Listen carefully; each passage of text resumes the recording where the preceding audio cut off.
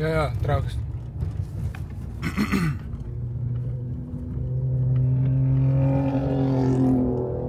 Prokopas. Nu, hebrytė, iššovėm į trasą. Mes jūs labai gerai matom. Jie čia už kalniuko suka į dešinę, žinokit. Varyk. Tomai, važiuok, Tiesiai. neleidžiu. Tai įdomu, kurie kyla, vat. Ar kairiau aplink šitą didžiąją? Ne, tai užsuko, tai vis tiek čia. Jau, čia užsuko ir va tada ar duria tiesiai ir iš toliau užvažiuoja. Nes matai, žiūrėk, ten mašinų yra pilna. Tai jie tikrai važiuoja į tą pusę. Tai įdomu, kur jie lipa. O čia prieš Juodą kalną lipa į kopas ar ne? Ar jie važiuoja toliau, nes ten toli kopas irgi mašinų privažiavę. Už Juodo kalno. Čia kai buvo prieš 3 metus už Juodo kalno, ten buvo trasa. Bet tai nieko nereiškia. Čia, Tomai, jie tiesiog apvažiuoja biškį ir viskas ir važiuoja palei tą Juodą Ai, kalną. tai jie priekį. Dešiniau ir tada į kopos įkalindama. Tai man važiuoti arčiau Juodo kalno, ar toliau Juodo kalno? Tomai, čia ne tau buvo, jeigu ką? Jo. Tai va, vis dėlto... Jie Juodą kalną pro kairę išvažiuoja, prie pat kalno apvažiuoja, ne? Taip, pro pat kalną ir jie kažkur nuvažiuoja ten viršūnę, kur jūs visi varot. Vis dėlto buvau teisus. Vienintelis nesaugus dalykas, kurį mes darom su Tomu, tai yra, kad važiuojam 2 varomais ratais. Vytai, viskas gerai. Mes su bagiu pravažiuosim ir karavaną pravešim ir rasim geriausias vietas. Svarbu kitas niuansas, kad mūsų ratai nuleisti iki 1-2 atmosferų, o mes važiuojam, pažiūrėkit, dar kokius aštrius akmenis. Čia yra Tiesiog bėda. jaučiu, kaip mano padangas dabar pradurė su 2 atmosferų.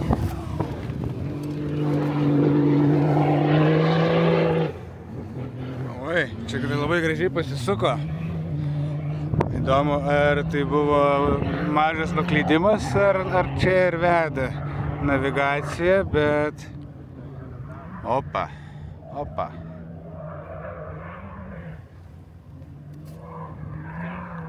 Oi, čia labai gražia kopytė. Labai graži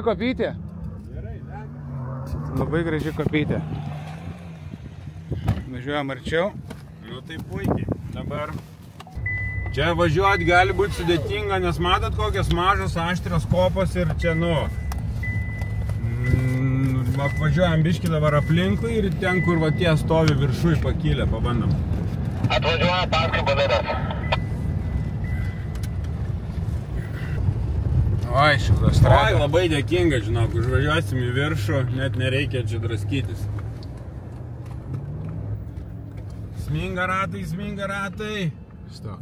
Už manęs nevažiuokit už manęs, man vietos palikit. Žiauriai minkštas smėlis.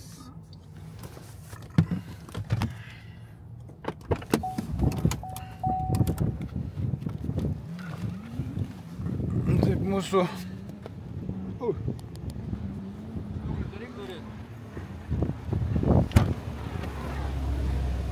Mūsų kelionė į kopą baigta panašu, bet galbūt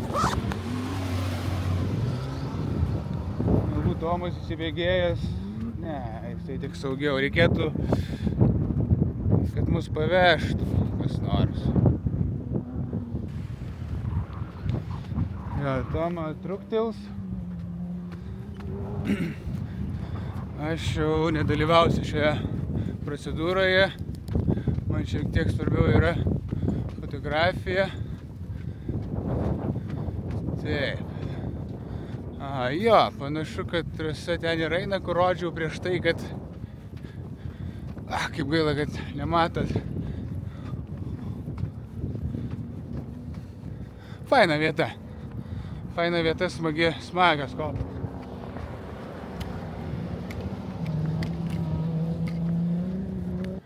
Labai minkštas smėlis. Tikrai labai minkštas smėlis. Pusę 11 jau vėjas ir saulė pradžiovino. Eiti sunku kai kuriose vietose. Ir Čia vat kažkur išlenda automobiliai. Mano tikslas būtų ten iki pat viršaus daeiti. Atstumas, pusę kilometro tikriausiai. Kopomis, yra reikalų. Yra reikalų tikrai. O, matau organizatorių kamerą. Tai irgi yra geras ženklas, kad yra įdomu. Jo, paprastai jeigu pamatom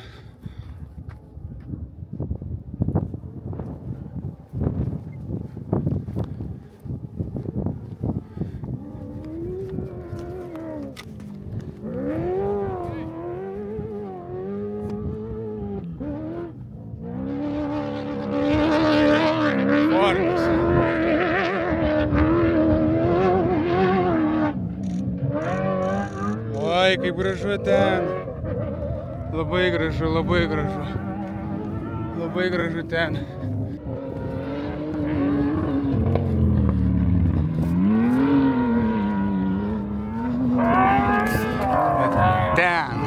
Ten bent jau ten reikėtų nueiti. Bet dar bus labai įdomu patikrinti ir šitą posūkiuką, kur kamera stovi, bet manau, kad negaišiu laiko, nes papildomai kainuos nemažai jėgų vėl palipėti į viršų.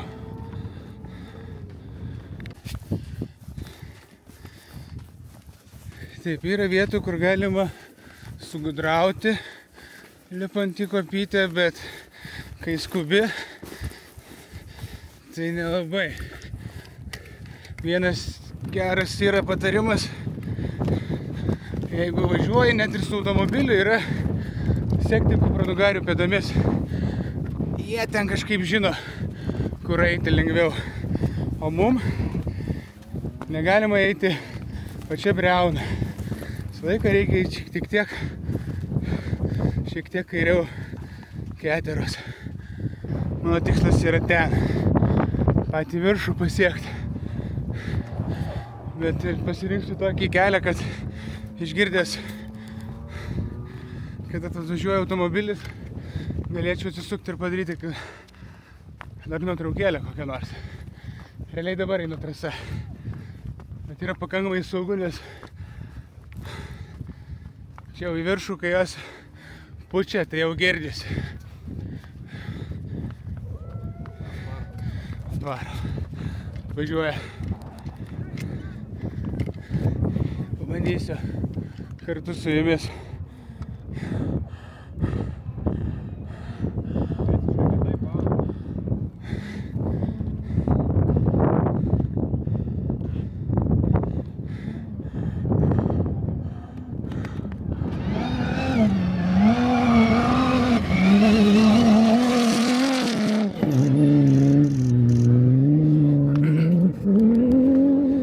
Ką pastebėjau jau vakar,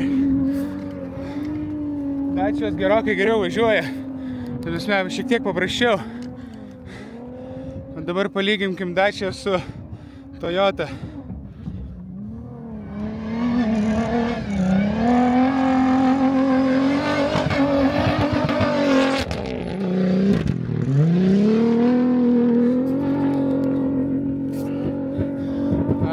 Dabar nevertinsiu, nes nesu profesionalas būtent to, kaip reikia važiuoti, bet sakykime, kažkaip Dacia pravažiavo šiek tiek lengviau, mažiau kasdamasi negu Toyota.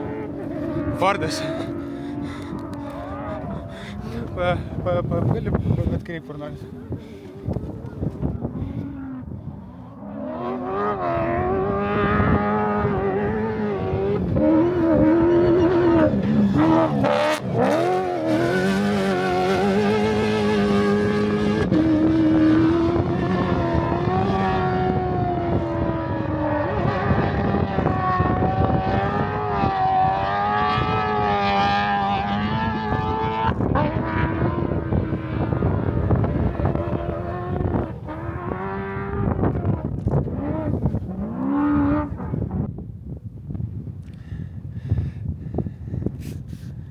Jūs tik pažiūrėkit, kaip gražu. Wow.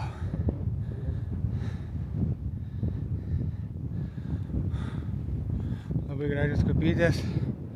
Mūsų automobiliai ten apačioj. Nežinau, pagal nuotraukas gal galėčiau pažiūrėti, kiek užtrukau, bet manau, kad su vienu pailsėjimu bent pusvalandį, gal kiek daugiau. Nu, ne pailsėjimu, staibų pafotografuoti. Pasikalbėkime, kol ramu šiek tiek. Paėjau gerą galiuką per kopas. Gerai, parodysiu, bet tikrai, nu, vat, kur matot kalniuką juodą ir prieš šį kopytės viršūnę, tai ten buvo labai smagu, bet labai greitai jau išmulė tą visą kalniuką automobiliai ir pasidarė gan pavojinga. Trajektorijos pradėjo keistis su kiekvienu automobiliu, smėlis supurėjo ir nuo šilumos, nuo saulės vėjo ir nuo automobilių naujų vėžių. Ne kiekvienas automobilis sugebėdavo užvažiuoti iš pirmo karto. Tai teko pasitraukti šoną tikrai tą žodžio prasme dėl saugumo. Vieno kadro labai laukiau, nepavyko padaryti, bet jau čia ne apie kadrus buvo. Dabar esu giliau paėjęs šiek tiek, turiu dar kelias kadrus galvojęs. Na, su šitom žoliapėvėm vadinamom truputėlį sunkiau. Nors ir jos kartais paserviruoja gražių kadrų. Va čia dabar taip galvoju, planas va per šitą tarpelį pasidaryti nuotrauką. Ten stovi vienas fotografas. Ženklai susimojavom, kad aš jam netrukdau. Meniškai man labiau patiktų būti šitoj pusėje ilgiau šiek tiek negu ten, kur jisai, nors jisai galbūt ir mato daugiau, bet, nu, nežinau, kai jisai mato, ten galbūt ir yra gerai. Jo, labai svarbus dalykas yra gražus bendravimas su kolegomis. Ir visą laiką, jeigu aš atinu paskui jau kažką, tai stoju šalia, žemiau šiek tiek. Visi folinam automobilius, sakykime, panašiai, tai jeigu aš stojau į tą pusę, kur jisai irgi kreips kamerą, tai aš automatiškai tupiuosi, kad netrukdyčiau. Tai jo, šis labai svarbus dalykas yra pagarbus bendravimas, ne tik su kolegomis, iš tikrųjų su visais reikia taip elgtis. Bet kada esam čia, ypač kaip dabar, dykumoje, ir šitų gali prisigalvotų scenarijų begalę, bet gali ir eiti į kadrą, kaip šiuo metu esu labai ryškus ir tai tikrai nefaina, kai kažkoks ryškus objektas patenka į tavo nuotrauką, na, be abejo, lengva ir išretušuoti. Ypač dabar su AI-om, tai one click ir viskas, job done. Bet vis tiek tai yra ekstra žingsnis ir nesinori trukdyti kolegoms.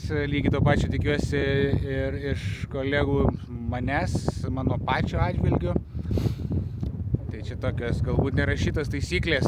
Žinoma, atsiranda tokių, kurie galvoja kitaip ir daro, ką nori. Bet dauguma vis dėlto elgiamės gražiai. Nelabai aišku, kas vyksta. Susipažinau su fotografu, kalbėjom, fotografavom ir pamačiau žmogų mojuojantį. Dar pakalbėjom, kad kas ar vietinis, ar kaip. Prisizūminęs pamačiau, kad lenktynininkas mojuoja visiems iš eilės ir nieks nestoja. Labai įdomu, kodėl nieks nestoja. Tai pirmas dalykas. Lyg ir girdėjom, kad sako food, bet nei aš, nei Mateo neturi maisto. Mateo turėjo keletą barų, šokoladukų. Aš vandenį pabaigiau. Mateo irgi keli lašai kupriniai Camel bege. Tai, einu žiūrėt. Jeigu bus online, negaliu perduoti žinią Mateo gal operaciją savo komandai. Labai įdomu, kodėl nieks nestoja. Tausme, nu, labai įdomu.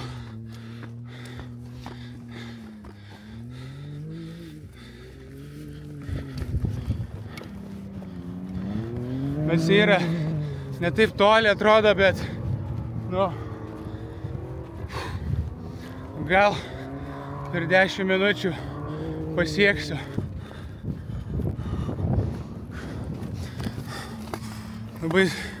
Labai sunku skubėti, nes reikia protingai pasirinkti kelią. Jeigu eisi taip tiesiai, tai striksi visiškai. Ir padusiu. Ir užtruksiu. Visą laiką reikia ieškoti kietesnio pagrindo. Ojoj. Irgi renkuosi kaip ir lenktyninkai lengviausią kelią. Na gerai, lipti pravažiuotą dalim yra sunkiau, nes smėliukas išdroštus. Bet grubiai matau, kad tai tikrai yra geriausias kelias.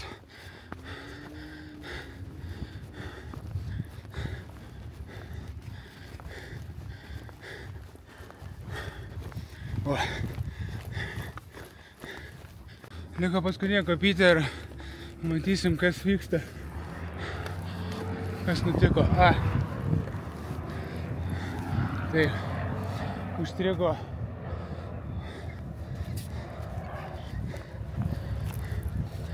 Užstrigo, viskas gerai. You okay?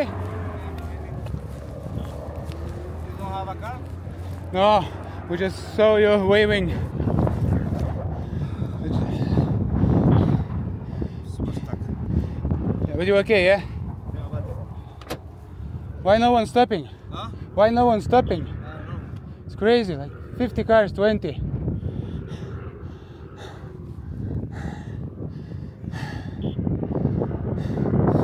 Well, tai kad čia drama kažkokią padaryti.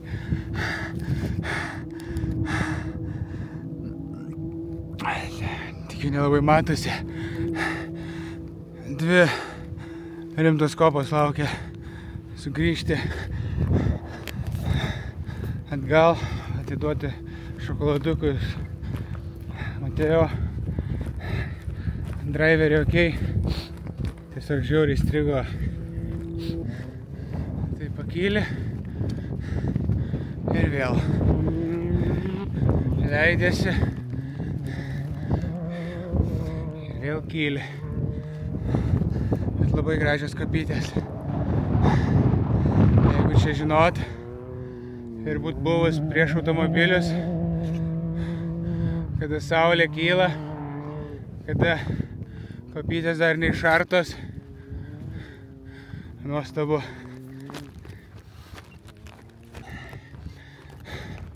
Mano pirmosios tokias geriausios nuotraukos dar 17 metais padarytas buvo, kai susipažinau su Fesh legendiniu smėliuku. Vis laikas svajojau apie Fešą nuotraukas Fešo. Fešas yra labai smulkus smėlis, toks kaip pelenai. Labai landus, gali ir automobiliams pakenkti. Bet labai gražu, kai tas smėlis per automobilį, kaip vanduo, nubėga. Tai man Fešas buvo viskas, kol nepamačiau pirmos mašinos dykumoj, kopoj. Nuostabus vaizdas, kada kopa yra neišvažinėta po nakties, vėjas išlyginęs visas negandas. Nuostabus vaizdas, kada saulė žemai. Wow. Tai dabar tikriausiai mano tas mėgstamiausias Dakaro stiliaus nuotraukos yra į dvi kategorijas pakabintos. Oi, net pačiam juokinga kartais dėl savo leksikos. Tai viena iš kategorijų yra action, tada jau ten nesvarbu, ar per kopą, ar per akmenį, ar per smėlį, ar vandenį. Svarbu, kad būtų action. O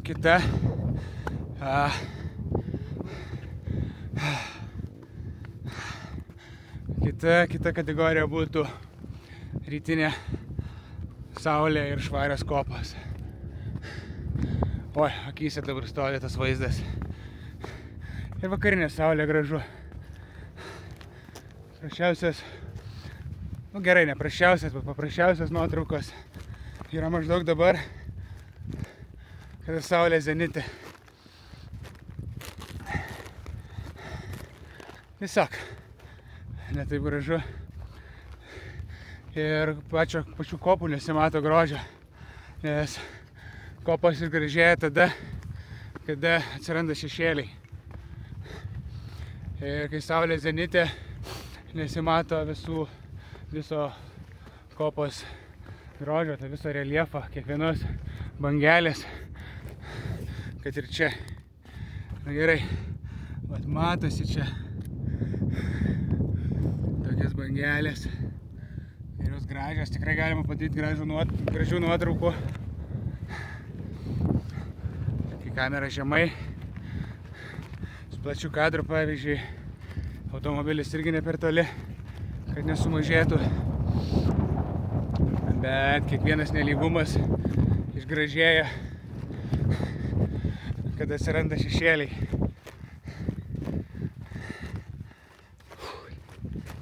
Oi.